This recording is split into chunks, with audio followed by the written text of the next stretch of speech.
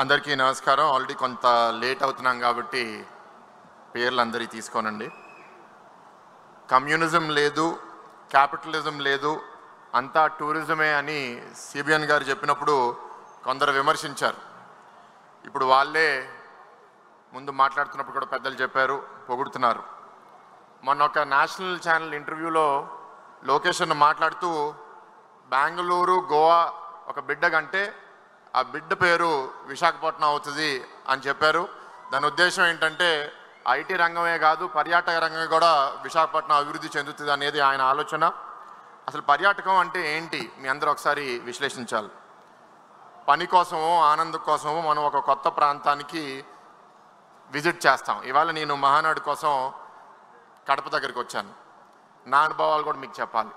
కడపకి ఎప్పుడు ముందు అంటే ఇక్కడ ట్రైన్లో ఆగాను కానీ టౌన్ లోపలికి ఎప్పుడు రాలే. కడపలో ఆతిథ్యం ఎట్లా ఉంటుంది, ఈ 3 రోజులు ఎట్లా ఉండబోతున్నాయని నేను ఆలోచించా.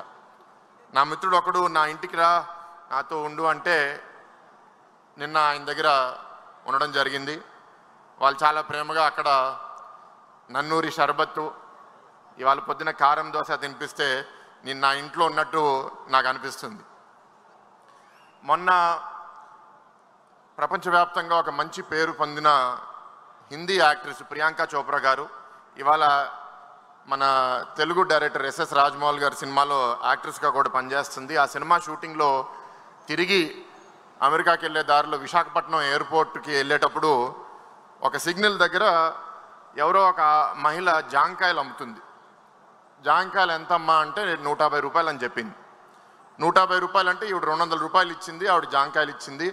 50 రూపాయలు మిగిలినవి తీసుకోండి అంటే అవసరం లేదు, మీరు ఉంచుకోండి అని ప్రియాంక చోప్రా గారు చెప్పారు.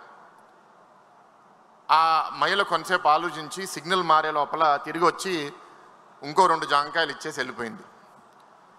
అంటే ఆ 50 రూపాయల చారిటీ కూడా నాకు వద్దు, అది తెలుగు వాళ్ళ ఆత్మగౌరవం. అది చూసి నాకు చాలా ఆనందంగా అనిపించింది. ఇంకో ఉదాహరణ, నేను మొన్న మా అబ్బాయిని తీసుకుని అమెరికాకి వెళ్తే అక్కడ ఒక క్రూజ్ ఎక్కాం.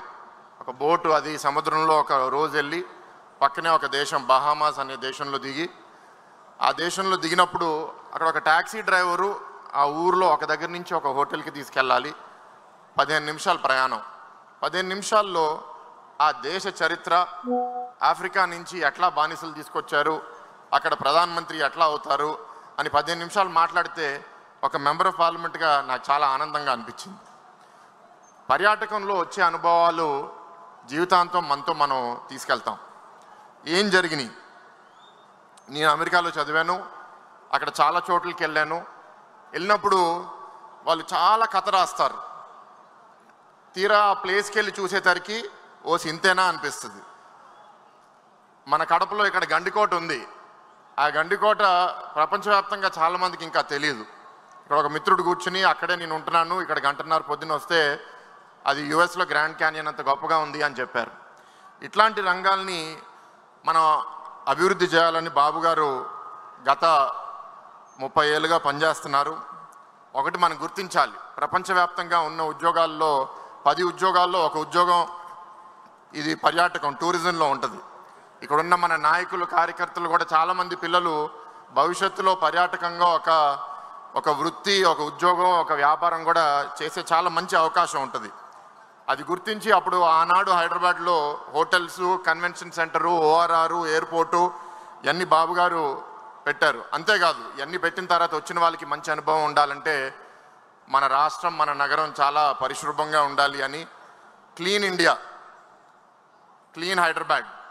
అంతెందుకు ఇక్కడ ఈ వేదిక మీద నేను కూర్చుని 2 రోజులు కూర్చుంటే మాకు స్వీట్ బాక్స్లు ఇచ్చారు. ఒక 15 నిమిషాల తర్వాత ఒక మనిషి వచ్చి అవన్నీ ఎత్తుకుంటూ పోతున్నాడు. ఆయన వెనకాల స్వచ్ఛ మహానాడు అని రాస్తుంది. ఇదే ఆలోచన బాబు గారు ఆ రాష్ట్రాన్ని, ఈ రాష్ట్రాన్ని మార్చడానికి 14 నుంచి 19 మధ్యలో రాష్ట్రానికి వచ్చే విజిటర్స్ 9 కోట్ల నుంచి 23 కోట్లకి పెరిగారు. ఆ టైం మనము రిలీజియస్ టూరిజం అని, బీచ్ టూరిజం అని, హిల్ స్టేషన్ టూరిజం అని బాగా పనిచేస్తే 19లో మనం ఓడిపోయిన తర్వాత అరకు కాఫీని, అరకు డ్రగ్స్ అని, రుషికొండ కొండని రుషికొండ ప్యాలెస్ అని, రుషికొండని బోడికొండ చేయడం అనేది బోడిగుండు చేయడం అనేది చాలా బాధాకరం.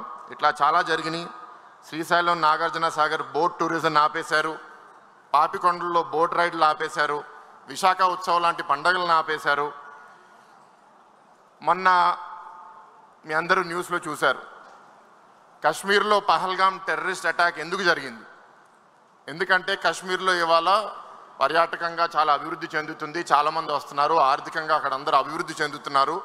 అది చెందిపోతే భవిష్యత్తులో మేము అక్కడ ఉగ్రవాదం చేయడానికి లేకపోతే అక్కడ విభజన రాజకీయం చేయడానికి కుదరదు అనే ఉద్దేశంతో పాకిస్తాన్ నుంచి ఉగ్రవాదులు వచ్చి పహల్గామ్లో టెర్రరిస్ట్ అటాక్ చేశారు. మనకి ఇక్కడ పాకిస్తాన్ ఉగ్రవాదులు అవసరం లే, ఆ వైసీపీ ఆర్థిక ఉగ్రవాదులు చాలు. వాళ్ళు 500 కోట్లతో ఎంతో అభివృద్ధి చేయొచ్చు. ఆ 500 కోట్లతో ఒక ఋషికొండ ప్యాలెస్ కట్టుకున్నారు. ఇట్లాంటి పనులు చేశారు. అయినా పర్వాలేదు. ఇవాళ మళ్ళీ మన ఇండియా కేంద్ర మంత్రిని కలిసిన అరకు కాఫీ వాళ్ళకి ఇవ్వడం, దాని ప్రాముఖ్యత చెప్పడం, మేమందరం మెంబర్స్ ఆఫ్ పార్లమెంట్లో కూడా అరకు కాఫీ స్టాల్ పెడితే దేశవ్యాప్తంగా ఉన్న అందరూ మెంబర్స్ ఆఫ్ పార్లమెంట్ 800 మంది మన కాఫీ తాగి చాలా బాగుందయ్యా మీ కాఫీ అని వాళ్ళు కూడా దాని గురించి పోస్ట్ చేస్తుంటే చాలా గర్వంగా అనిపిస్తుంది. వాళ్ళు ఆపేసిన ఈ బోట్ రైడ్లన్నీ మళ్ళీ మనం స్టార్ట్ చేశాము.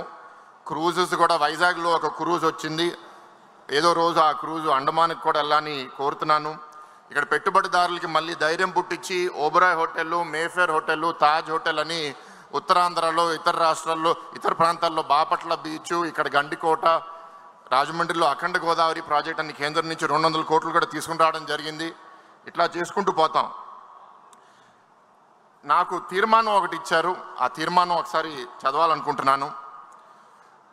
పర్యాటకాన్ని డెవలప్ చేయడానికి ఆంధ్రప్రదేశ్ని అంతర్జాతీయంగా ప్రమోట్ చేయడం, విదేశీ పర్యాటకులను ఆకర్షించేలా పర్యాటక రంగంలో సుదీర్ఘ ప్రణాళికలు ముందుపెట్టిన శ్రీ నారా చంద్రబాబు నాయుడు గారు శ్రీకారం చుట్టారు. రాబోయే 5 ఏళ్ల కాలంలో టూరిజంలో పెట్టుబడులు సాధించి అభివృద్ధి చేయడమే లక్ష్యంగా టూరిజం పాలసీని ప్రవేశపెట్టి పర్యాటక రంగాల్లో దాదాపు 25,000 ఉద్యోగాలు తొలి దశలో, ఈ 5 సంవత్సరాల్లో నా అంచనా ఇంచుమించు 2 లక్షల ఉద్యోగాలు పర్యాటక రంగాల్లో వస్తాయని చాలా బలంగా నమ్ముతున్నాను. ఈ కూటమి ప్రభుత్వం కూడా మానాడు వేదికగా నేను అభినందిస్తున్నాను. అటు ఉత్తరాంధ్ర నుంచి ఇటు రాయలసీమ ప్రాంతం దాకా పర్యాటక అభివృద్ధి దృష్టి సారించి ఏడాది పాటు టూరిజం ఫెస్టివల్ క్యాలెండర్ ద్వారా మరింత అభివృద్ధి దిశగా రాష్ట్రాన్ని ప్రగతి పథంలో పయనింపజేసేలా ఈ తీర్మానాన్ని ప్రతిపాదించడమైనది. దీంతో నేను 2 పాయింట్లతో ముగించేస్తానండి. నేను చిన్నప్పుడు హైదరాబాద్లో ఒక అపార్ట్మెంట్లో పెరుగుతున్నప్పుడు అక్కడ వాటర్ కంటిన్యూస్గా వచ్చేది కాదు. రోజుకు ఒక 2-3 గంటలు వస్తే మేము బకెట్లో నింపుకుని రోజంతా ఆ వాటర్ని వాడుకునే వాళ్ళం. మా అమ్మ నాకు నీటి విలువ ఏంటి, ఎందుకు మనం బయట చెత్త వేయకూడదని నాకు బాగా నేర్పించింది. ఇవాళ నేనేంటంటే ఎక్కడికి వెళ్ళినా సరే ఒక ప్లేస్ చాలా అద్భుతంగా ఉండాలి, అది చూస్తే ఎవరికన్నా మనసు ఆకర్షించాలి, మళ్ళీ మళ్ళీ రావాలనిపించాలని నేను ఎక్కడికి వెళ్ళినా సరే చెత్త డస్ట్బిన్లో వేస్తాను తప్ప రోడ్డు మీద ఇక్కడ బయట ప్రాంగణంలో నేను వేయను.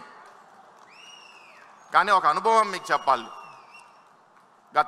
గత సంవత్సరం ఎలక్షన్కి రిజల్ట్స్ వచ్చే ముందు నేను జపాన్కి ఒక వారం రోజులు వెళ్తే ఎక్కడ చెత్త తీసుకున్నా జేబులో పెట్టుకుని నేను ఊరంతా ఎతుకుతున్నా, ఎక్కడుంది చెత్తబుట్ట వేద్దాము అని. ఎక్కడ దొరకట్లా. ఏంటయ్యా మీ దేశంలో మీకు చెత్తబుట్టలు లేవు అంటే, ఆ దేశంలో ఉన్న వాళ్ళ జేబు నుంచి ఒక చిన్న ప్లాస్టిక్ చిట్టి తీశారు. అది ఓపెన్ చేస్తే ఇంత బ్యాగ్ అవుతుంది. మేము నేర్చుకున్నది ఏంటి అంటే మా దేశంలో మేము మా బాధ్యత ఏంటంటే చెత్తబుట్టలు వేయడమే కాదు, అసలు చెత్త తయారు చేయడమే మాకు ఇష్టం లేదు. అందుకే ఇది మాకు ఒక లెసన్. మా జేబులో ఇది పెట్టుకుంటాము. ఒకవేళ చెత్త ఏదన్నా ఆ రోజు మాతో ఉంటే ఆ ప్యాకెట్లో పెట్టుకుని ఇంటికి తీసుకెళ్ళి మా ఇంట్లో చెత్తబుట్టలు వేస్తాము. మనం ఇంకా దాని నుంచి చాలా దూరంగా ఉన్నాము. ఇక్కడ ఈ గ్రామాల్లో నేను ఎక్కడ చూసినా సరే చెత్త రోడ్డు మీద చూస్తుంటే నాకు చాలా బాధ కలుగుతుంది. కానీ మనం తప్పకుండా బాబు గారి నాయకత్వంలో, లోకేష్ అన్న నాయకత్వంలో ఆ డైరెక్షన్లో వెళ్తాము. ఆఖరిగా చెప్పేది ఏంటి అంటే, మనకి చాలా నాగరికత ఉంది, కల్చర్ ఉంది, కథలు ఉన్నాయి, కళలు ఉన్నాయి. అవన్నీ మనం కాపాడుకోవాలి.